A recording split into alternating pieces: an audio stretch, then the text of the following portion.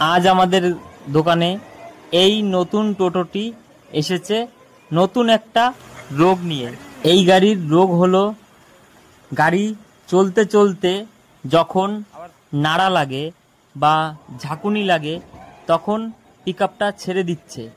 এর কারণ একটাই হতে পারে কন্ট্রোলার ও মোটর সেন্সার ওয়্যার। এখন করণীয় হচ্ছে এই সেন্সার বা মোটরের তার আমাদের ভালো করে পরিষ্কার করে নিতে হবে, বা পরিষ্কার করার পরও যদি আমাদের সেন্সার ঠিকঠাক কাজ না করে তাহলে সেন্সারের যে ভিতরের ক্লিপগুলো আছে ওই ক্লিপগুলো অবশ্যই চেঞ্জ করে দিতে হবে। আমাদের টেস্টিং মিটার দিয়ে চেক করে নিলাম যে তারপরও ক্লিপে খুব ডিস্টার্ব করছে, তাই আমরা ধীরে ধীরে ওয়্যারিংয়ের ক্লিপগুলো আবার পরিষ্কার করে নেওয়ার চেষ্টা করলাম।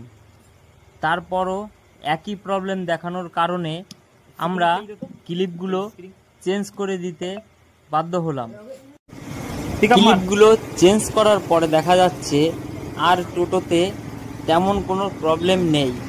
এখন গাড়ি একদম রানিং এবং কোনো ডিস্টার্ব ছাড়া গাড়ি চলছে।